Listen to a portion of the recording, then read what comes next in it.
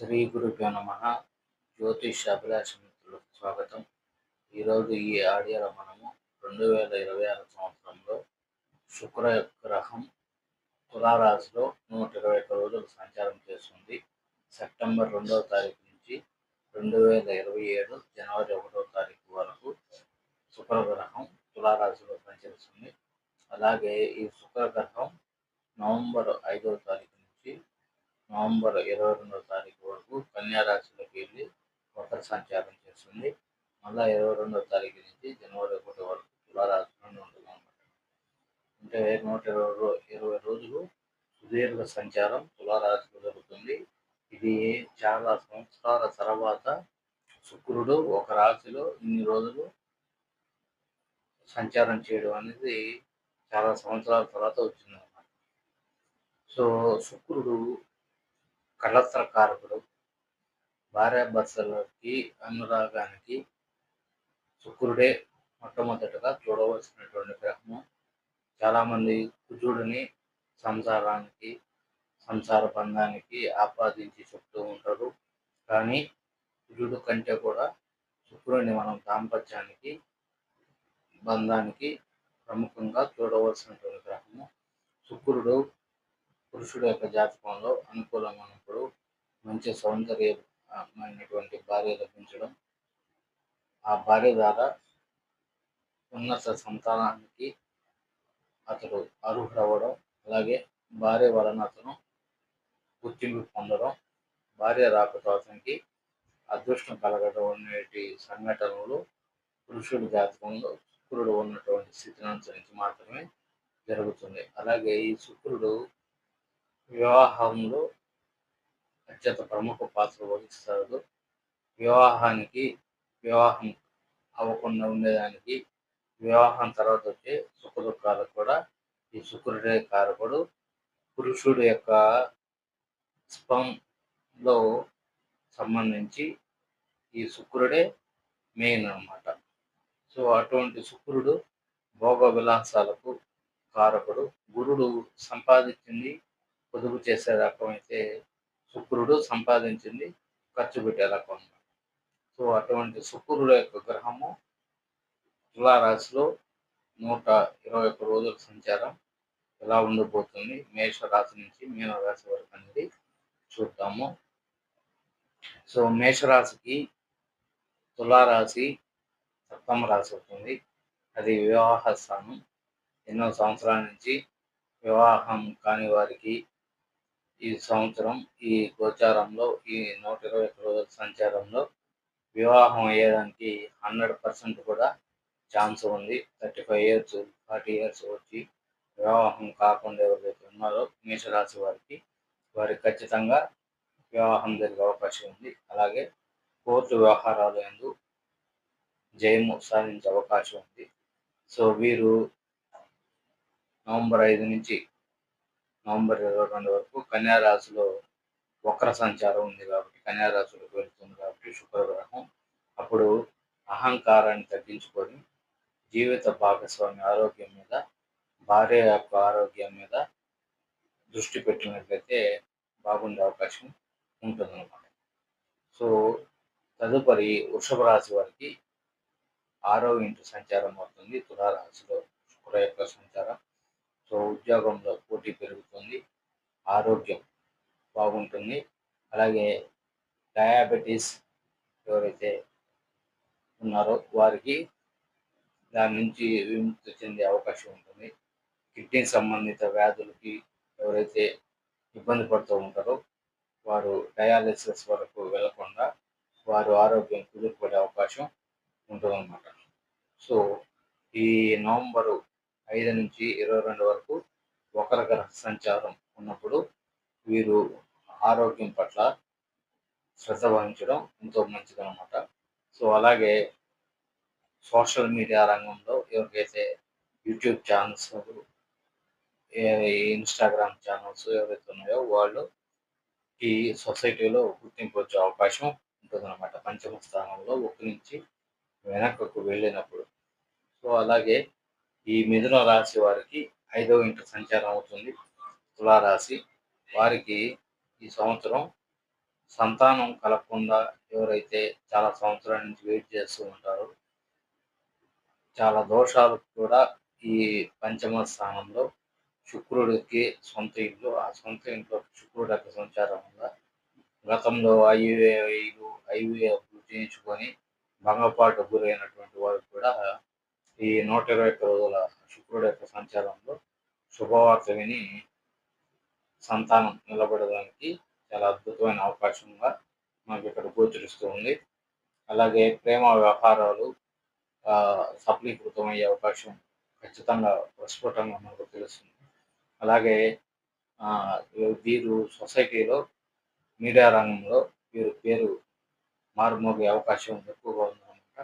So public లైఫ్‌లో కూడా వీరు సొసైటీలో మంచి గుర్తింపు తెచ్చుకునే అవకాశం ఉంటుందన్నమాట. సో ఈ మిథున రాశి వారికి పాత ప్రేమ వ్యవహారాలు మరలా తిరిగి వచ్చే అవకాశం ఉంటుంది.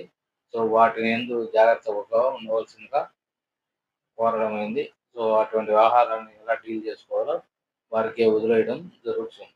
సో ఈ మిథున రాశి వారికి గోచారం నవంబర్ 5 నుంచి 22 వరకు కన్యా రాశిలో ఉంది కాబట్టి అప్పుడు మాతృ సంబంధిత వ్యవహారాల పట్ల జాగ్రత్తగా ఉండడం, మాతృ వర్గీయుల పట్ల ఆస్తి సంబంధ విషయాల్లో గొడవలు వచ్చే అవకాశం ఉండడంతో జాగ్రత్తగా ఉండాలి.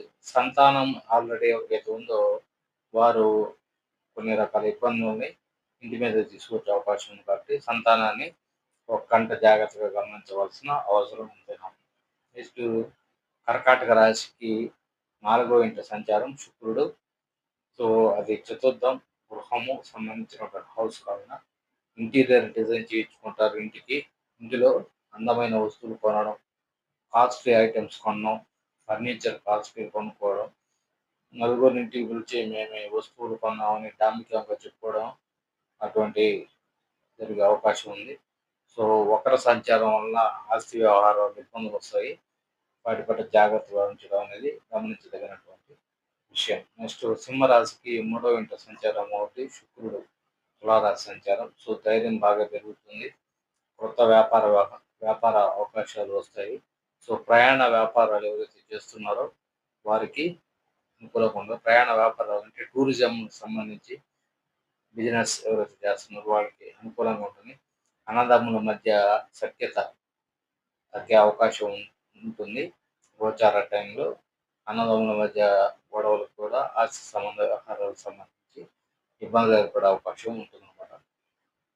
శుక్రుడు గోచారంలో కన్యా రాశిలోకి వెళ్ళినప్పుడు నవంబర్ 5 నుంచి 22 వరకు. తర్వాత కన్యా రాశి వారికి శుక్రుడు యొక్క సంచారం 2వ ఇంట్లో ఉంటుంది.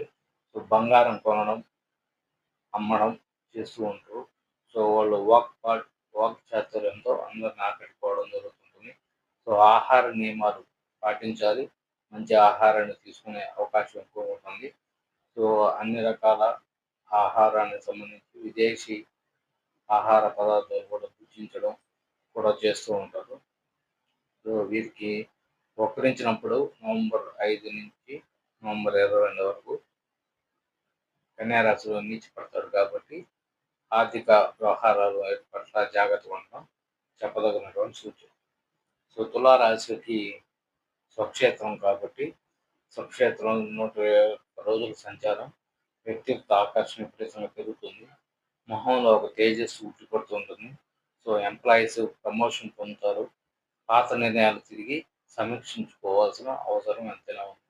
నెక్స్ట్ వృశ్చిక రాశి వారికి 12వ రాశి సంచారం అవుతుంది. సో విదేశీ అవకాశాలు, ఆధ్యాత్మిక ప్రయాణాలు, రొమాంటిక్ సమయంగా చెప్పుకోవచ్చు భార్యాభర్తల మధ్య. సో అలాగే వీరు వక్రించినప్పుడు ఖర్చులు తగ్గించుకోవడం, ఏదైనా రహస్యంగా చేసిన పనులు కట్టబయలయ్యే అవకాశం ఉంది కాబట్టి అటువంటి పనులు చేయకుండా వక్రించిన సమయంలో జాగ్రత్తగా ఉండడం, పొరుగు బజారున పడే అవకాశం ఉంది కాబట్టి జాగ్రత్తగా ఉండాల్సిన అవసరం ఉందన్నమాట. నెక్స్ట్ ధనుసు రాశి 11వ ఇంటి సంచారం ఆదాయం బాగా పెరిగే అవకాశం, కోరికలు నెరవేరే అవకాశం, పవర్ఫుల్ పర్సన్గా సమాజంలో ఎవరైతే ఒక అధికారంలో ఉండే పర్సన్స్ యొక్క ఫ్రెండ్షిప్ అనేది ఏర్పడే అవకాశం ఉంటుంది. కాబట్టి ధనుసు రాశి వారికి ఆ ఫ్రెండ్షిప్ను ఉపయోగించుకొని కొద్దిగా వారికి సంబంధించిన వ్యవహారాలను చక్కదిద్దుకునేదానికి ఒక మంచి అవకాశంగా చెప్పుకోవచ్చు. సో, మకర రాశికి 10వ ఇంటి సంచారం ప్రమోషన్స్ వస్తాయి. వ్యాపారానికి, కుటుంబానికి సమయం ఇచ్చి, కుటుంబ సభ్యులకి ఉద్యోగ అవకాశాలని కల్పించే అవకాశం శుక్రుడు, శుక్రుడు అద్భుతంగా ఇస్తారు. సో, ఫ్యాషన్ టెక్నాలజీ, బ్యూటీషియన్స్‌కి చాలా మంచి అవకాశం.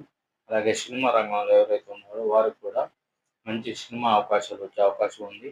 అలాగే మీడియా రంగానికి సంబంధించి కూడా ఎక్కువ ప్రమోషన్స్ వచ్చే అవకాశం ఉంటుందన్నమాట ఈ మకర రాశి వారికి.